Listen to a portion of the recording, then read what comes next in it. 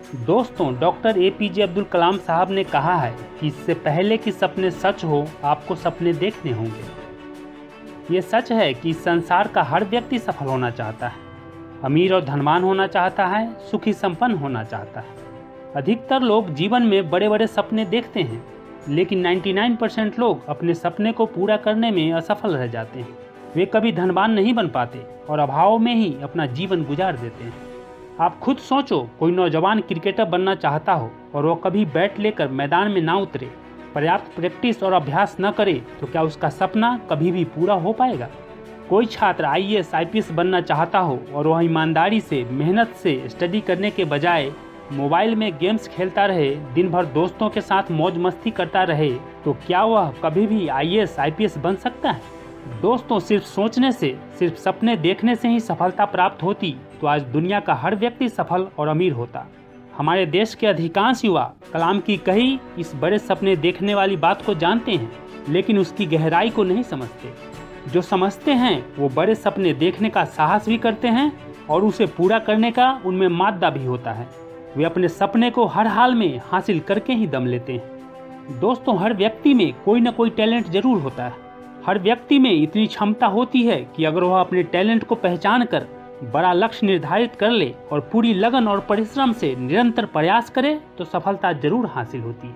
लेकिन अधिकतर लोग अपने टैलेंट, अपनी क्षमता का इस्तेमाल 100% नहीं करते और वे मामूली कार्यों में ही अपना जीवन व्यर्थ गंवा देते हैं। शायद इसीलिए अब्दुल कलाम बड़े सपने देखने और जीवन में एक महान लक्ष्य बनाने के लिए युवाओं को हमेशा प्रेरित करते रहे। दूसरी अहम बात जो अब्दुल कलाम साहब कहते हैं वो है कि सपने वो नहीं होते जो आप सोने के बाद देखते हैं, सपने तो वो होते हैं जो आपको सोने नहीं देते। दोस्तों, हमारा देश गांव का देश है, किसानों का देश है। अपने परिवार का भरण पोषण करने के लिए हर किसान अपने खेतों में दिन रात कड़ी मेहनत करता है। वह जाड़ा, गर्मी, बरसात, हर मौसम में हर दिन कमरतोड़ परिश्रम इसलिए करता है ताकि उसकी संतान पढ़ लिख कर कुछ बन जाए और उनके कष्टों व दुखों का अंत हो। ऐसा नहीं है कि उनके लाडले उनकी इस मेहनत और परिश्रम से अनजान हैं। उनके लाडले भी अमीर बनने का सपना देखते हैं। वो भी अपने परिवार को इस गरीबी की दलदल से बाहर निकालना चाहते हैं, लेकिन करते कुछ नहीं। जो नौजवान, जो छात्र अपने पिता को, अपने पेरेंट्स को भूखे प्यासे सुबह से शाम तक पसीने से लथपथ कड़ी धूप में खेतों में काम करते हुए देखकर भी जिसके खून में उबाल न आए, जो अपने यार दोस्तों के साथ मौज मस्ती करता रहे, गेम्स खेलता रहे और ये कहे कि उसे पढ़ाई में मन नहीं लगता, तो इसका साफ मतलब है कि वह अपने जीवन, अपने लक्ष्य के प्रति गंभीर नहीं है। उसके सपने झूठे हैं या फिर बहुत ही मामूली हैं। क्योंकि जो व्यक्ति वाकई कुछ बड़ा करना चाहता है, जिसके सपने बड़े होते हैं, वो अपना कीमती समय यूँ गेम्स खेलने में और मौज मस्ती करने में ही व्यर्थ नहीं गंवाता। वह पूरी शिद्दत से, पूरी जी जान से उसे पूरा करने का भरपूर कोशिश करते हैं और तब तक चैन से नहीं बैठते, चैन से नहीं सोते जब तक कि वो अपने सपने, अपने लक्ष्य को हासिल नहीं कर लेते। तीसरी सबसे महत्वपूर्ण बात जो अब्दुल कलाम साहब ने कहा है कि यदि आप सूर्य की भांति चमकना चाहते हैं तो आपको सूर्य की तरह जलना होगा। दोस्तों, इस दुनिया का हर व्यक्ति सफलता पाना चाहता है, लेकिन कोई भी असफल नहीं होना चाहता। हर इंसान स्वर्ग जाना तो चाहता है, परंतु कोई भी मरना नहीं चाहता। जब तक कोई नौजवान, कोई छात्र, कोई व्यक्ति असफलताओं से डरता रहेगा, संघर्षों से, मुश्किलों और चुनौतियों से भागता रहेगा, तब तक वह सक्सेस को अचीव नहीं कर सकता। ये फैक्ट है। क्योंकि इस संसार में जितने भी महान सफल व्यक्ति हुए हैं, जिन्होंने सफलता के शिखर पर पहुंचकर अपना नाम इतिहास के सुनहरे पन्नों में दर्ज कराया है, उन सभी ने अपने जीवन में असफलताओं का स्वाद चखा है, संघर्ष और बाधाओं को झेला है। याद रखना, जिंदगी जीना आसान नहीं होता। बिना संघर्ष के कोई इंसान महान नहीं होता। जब तक हथौड़े की चोट नहीं पड़ती, तब तक पत्थर भी भगवान नहीं होता। दोस्तों, 1979 में doctor Abdul Kalam as a project director SLV-3 को लॉन्च कर रहे थे।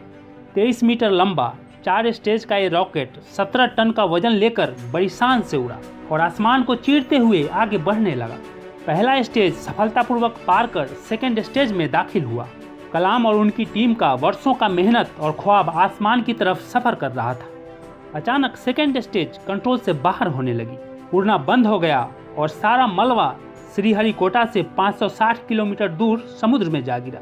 इस असफलता से कलाम को बहुत दुख हुआ। दोस्तों, पहाड़ की चोटी पर उतरने से पहाड़ पर चढ़ने का तजुर्बा हासिल नहीं होता। जिंदगी पहाड़ की चढ़ानों पर मिलती है, चोटी पर नहीं। चढ़ानों पर ही तजुर्बा व अनुभव प्राप्त होता है और जिंदगी मजती है और आप काबिल और मजबूत बनते हैं। चोटी पर पहुंचने की कोशिश में ही चढ़ानों का इल्म व हुनर प्राप्त होता है। 1 साल की कड़ी मेहनत और मशक्कत के बाद एक बार फिर SLV3 लॉन्च के लिए तैयार था। सारे देशवासियों की नज़रें इस पर टिकी हुई थी। 18 जुलाई 1980 सुबह 8:03 पर हिंदुस्तान का पहला सैटेलाइट लॉन्च व्हीकल उड़ा। कलाम ने इस रोहिणी सैटेलाइट का सारा डेटा कंप्यूटर पर जांचा। अगले 2 मिनट के अंदर अंदर रोहिणी अंतरिक्ष में था। उस तमाम शोरगुल के बीच में कलाम ने अपनी जिंदगी के सबसे अहम अल्फाज अर्थात अपने जीवन के सबसे महत्वपूर्ण शब्द बोले। मैं मिशन डायरेक्टर बोल रहा हूँ, एक जरूरी खबर सुनने को तैयार रहो। चौथी स्टेज कामयाबी के साथ रोहिणी सैटेलाइट को लेकर अंतरिक्ष में दाखिल कर रही है। कलाम जब बाहर निकले तो उनके साथियों ने उन्हें कंधों पर बिठा लिया। इस खबर से सारे देशवासियों में जोश की एक लहर दौड़ गई। इस सफलता से हिंदुस्तान उन चंद मुल्कों में शामिल हो गया जिसके पास सैटेलाइट लॉन्च की काबिलियत थी। कलाम बहुत खुश थे क्योंकि पिछले 2 दशकों से परिश्रम और मेहनत से जिस कोशिश में लगे थे वो आखिर पूरा हुआ। SLV3 की सफलता के 1 महीने के भीतर ही प्रोफेसर सतीश धवन का एक दिन फोन आया और कलाम को दिल्ली बुलाया प्रधानमंत्री से मिलने के लिए। कलाम को अपने कपड़ों को लेकर एक उलझन थी। वे हमेशा से एक आम सा शर्ट पैंट और पैरों में चप्पल पहना करते थे। प्रधानमंत्री से मिलने जैसा लिबास नहीं था वो, कलाम के लिए नहीं बल्कि प्रधानमंत्री की गरिमा के लिए। उनकी उलझन सुनकर प्रोफेसर धवन ने कहा, कपड़ों की फिक्र मत करो कलाम, तुमने जो शानदार कामयाबी पहन रखी है वो काफ़ी है। दोस्तों, यदि आप भी अपने जीवन में सफलता के शिखर पर पहुंचना चाहते हैं, अपने सपने को साकार करना चाहते हैं, अब्दुल कलाम की तरह दुनिया में अपना नाम रोशन करना चाहते हैं, तो आपको मेहनत तो करनी पड़ेगी, संघर्ष तो करना पड़ेगा, चुनौतियों से लड़ना पड़ेगा, कष्टों को सहना पड़ेगा। क्योंकि कोयला भी हीरे में परिवर्तित तभी होता है जब वह बहुत दबाव को झेलता है। सोना भी तभी चमकता है, तभी मनमोहक आभूषण बनता है जब वह आग में जलता है। दोस्तों, जो मुस्कुरा रहा है उसे दर्द ने पाला होगा, जो चल रहा है उसके पाँव में छाला होगा। बिना संघर्ष के इंसान चमक नहीं सकता, जो जलेगा उसी दिए में तो उजाला होगा।